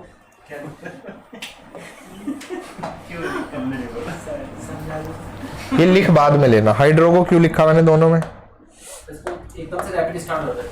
देखो रैपिड स्टार्ट हो जाता है, ठीक है, रैपिड स्टार्ट हो जाता है, लेकिन वो जो रैपिड स्टार्ट होता है ना, वो एक्चुअल में होता है पीएसपी, पंप स्टोरेज प्लांट, है ना, उसमें स्टोरेज रहता है। अब हाइड्रो में कई बार देखते हो आप, आपके इधर ये थोड़ा बादल फट गया, पानी बढ़ गया, है ना, और नहीं है, नहीं है तो नहीं है, कई बार पानी नहीं है। तो एक बात बताओ मुझे, हमें पीक में हाइड्रो को पीक में हम यूज करेंगे ही करेंगे, क्योंकि एकदम सप्लाई कर देगा, वो सही बोल रहे हैं, 10 मिनट से कम में स्टार्ट हो जाएगा। अगर होगा हमारे पास, हाँ तभी होगा, है ना, स्टोरेज होगा।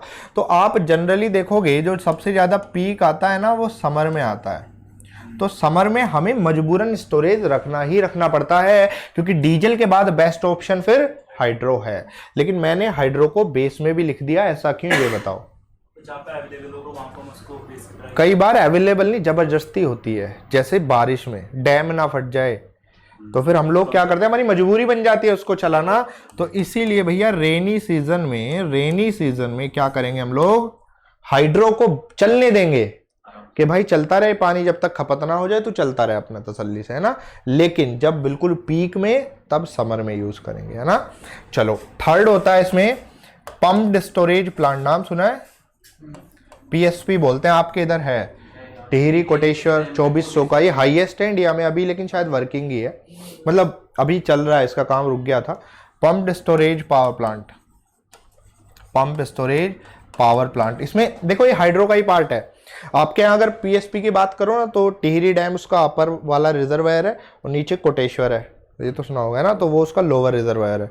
तो उसी 2400 में, ये इंडिया में हाईएस्ट कैपेसिटी का पीएसपी है, इसको बोलते हैं पीएसपी। चलो तो ये तो समझ गए आप, स्टोरेज है, अवेलेबल है, तो इससे बढ़िया फिर ऑप्शन हुआ ही नहीं कुछ, है ना।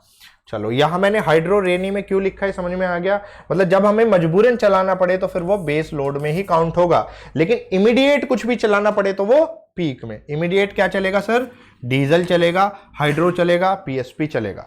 एक चीज और होती है, रन ऑफ रिवर प्लांट, ध्यान से सुनना मेरी बात, रन ऑफ रिवर, मैं सारे लिखवा रहा हूँ।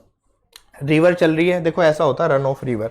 मैं इसलिए इनको ना अभी लिखवा रहा हूँ, आप बाद में तसल्ली से लिखते रहना, मुझे फिर रेस्ट मिल जाएगा। देखो ये मैं लिख रहा हूँ यहाँ पे रन ऑफ रिवर, इसमें बहुत ज़्यादा डायग्राम की ज़रूरत नहीं है। रन ऑफ रिवर मतलब नदी बह रही है और आपने उससे टरबाइन लगा दी इस टाइप से, ऐसे बहाव से, देखो बहाव से लगा दिया ऐसे। ये नदी बह रही थी, पानी अवेलेबल था, पानी अवेलेबल था, तो आपने क्या करा, उससे सीधी सीधी टरबाइन लगा दी, टरबाइन लगा दी और टरबाइन के साथ फिर जनरेटर लगा दिया, जनरेटर लगा दिया और सप्लाई मिल रही है आपको, बढ़िया काम चल रहा है। कोई नदी बहती जा रही थी उसमें, मतलब थोड़ा सा देखो, हाँ वो होना चाहिए, हेड होना चाहिए अवेलेबल, भाई टरबाइन को तो घुमा पाए।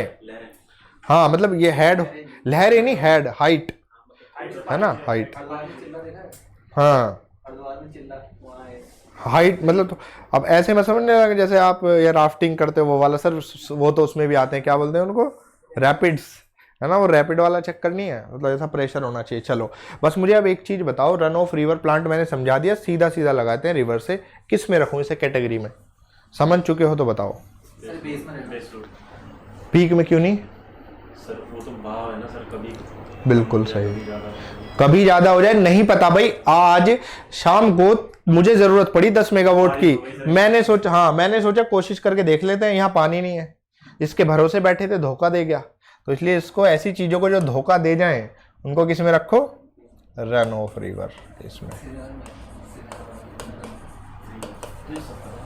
चलो तो इसको मैं नीचे कर दूं, पूरा लिखोगे? अच्छा एक चीज़ और बता दो, चलो जब लिख ही रहे हैं सारी चीज़ें, ये बताओ ये आपके सोलर और विंड किस में रखे हैं हम लोग?